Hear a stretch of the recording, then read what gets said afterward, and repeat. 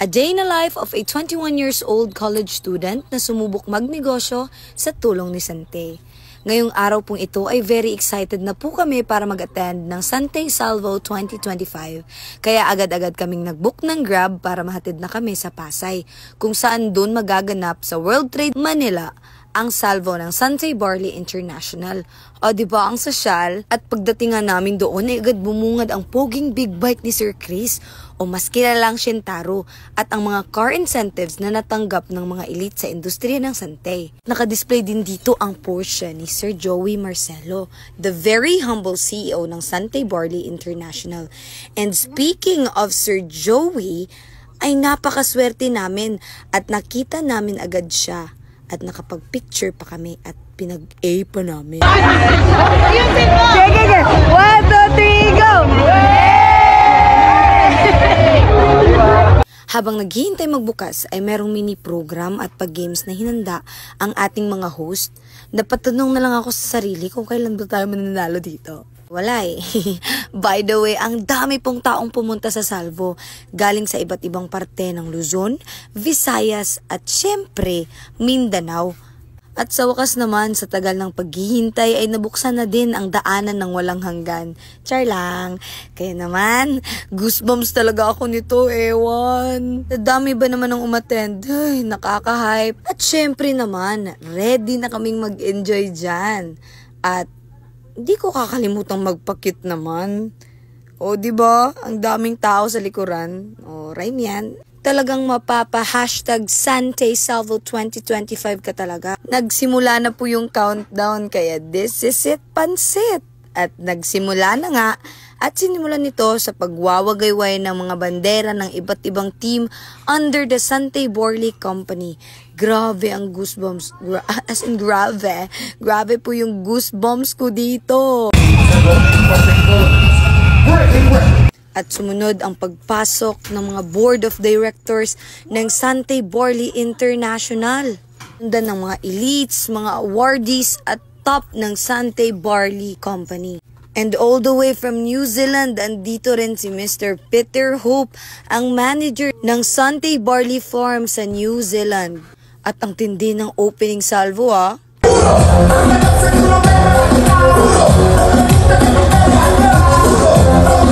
Itatanong niyo po kung sino siya. Siya lang naman, ang CEO ng Sante Barley International, the Iron Man CEO. At after po nun ay kinilala ang mga nakatanggap ng car incentive last year 2024. O diba ang dami nila? 3 po ang nakatanggap ng house incentives naman galing kay Sante. And this year, ang dami pong nakatanggap ng travel incentives. At kasama na po ang tita ko dyan. Ito ay libreng travel sa 3 bansa. Hong Kong, China, Japan for 1 week po. At nasa high-class cruise ship kayo at dadaong sa 3 bansa na nabanggit at yan po ay libre. O diba ang daming nag-qualify sa regional travel at alam ko, isa na ako ngayong this year. Di po ako masyadong fan ni Vice Ganda, kundi fan po ako niya.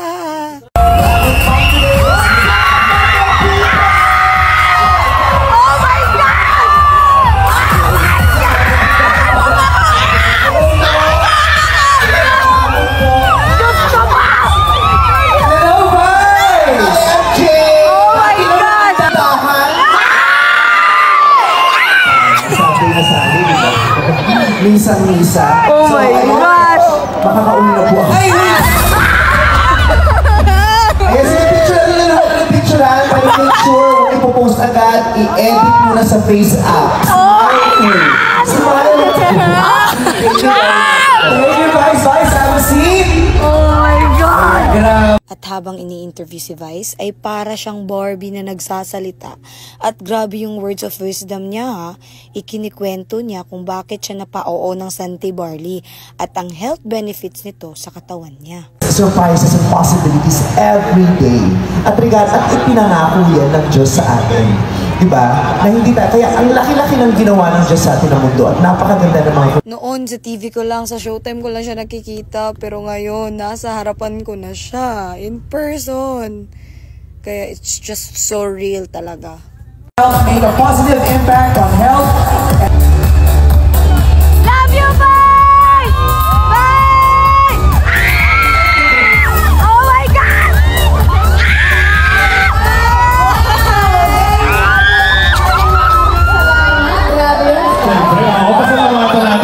At ipinakita po nila ang mga newest beauty ambassadors ng Sante Beauty. Hay, ang gagwapo at gaganda nila. Sana soon, isa na tayo dyan. Char! At syempre di kami papayag hindi ba kapag A si Sir Peter Hope. Thank you, thank you!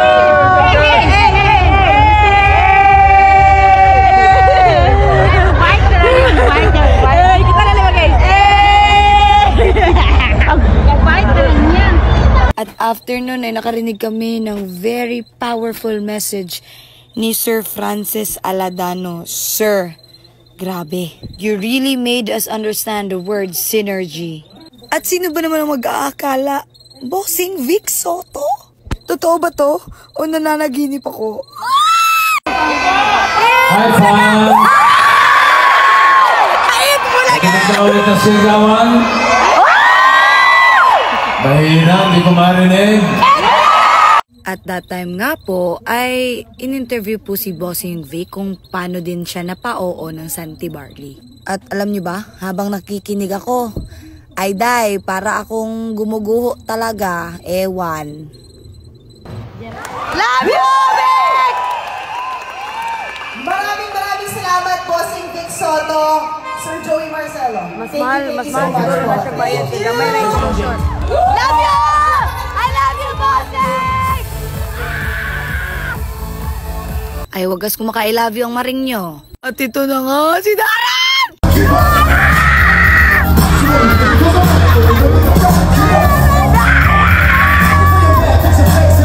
Hindi po talaga pwede na hindi ako makalapit. Kaya ayun, nilapitan namin siya at ang gwapo niya.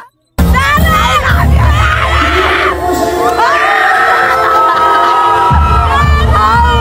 Alam nyo ba, that time, nagbago yung pangarap ko. Gusto ko nalang maging panyo. Darren, bakit ang gwapo mo? Gustong gusto ko po talaga siyang mahawakan, mapapicture, pero wala po talaga akong lakas ng loob. Pwede nga sana pero... Pero alam nyo ba, meron akong na-realize. Ang gwapo ni Darren sa personal. Malayo sa TV. Promise. Yun lang, right. Ipopusan ako ni siya.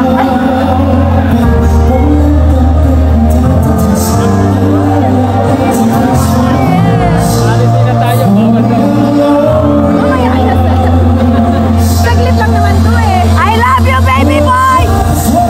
At that time po, ang lapit na lapit ko na talaga, pero hanggang tingin lang talaga. Pinat ko na po yung kanta kasi nag-focus po ako.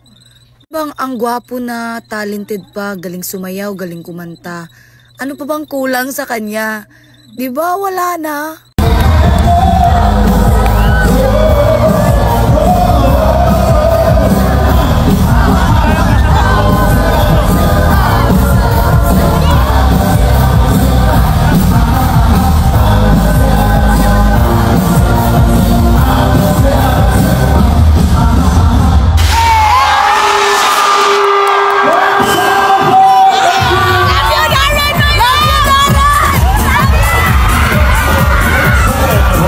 At dahil sa intense performance ni Darren, lumabas kami.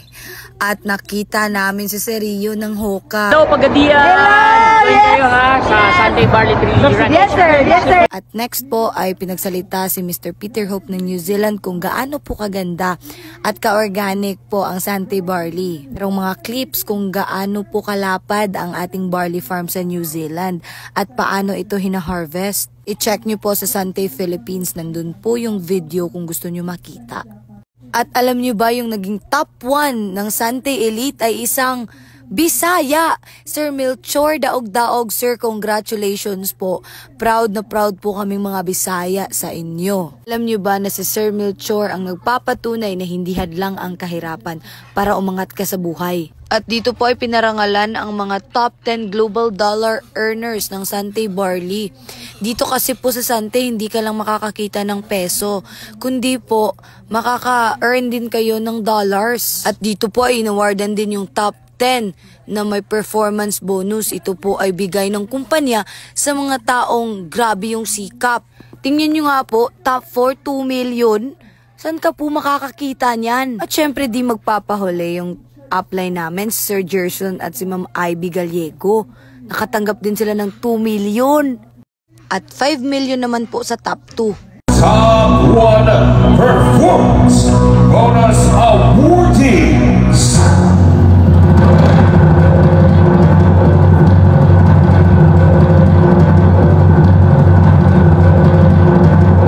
Leonard Jr. and Sharon Atlas with a total performance bonus of 6,456,200. Shucks, 6 million? Dito lang po yan sa Sante Barley International.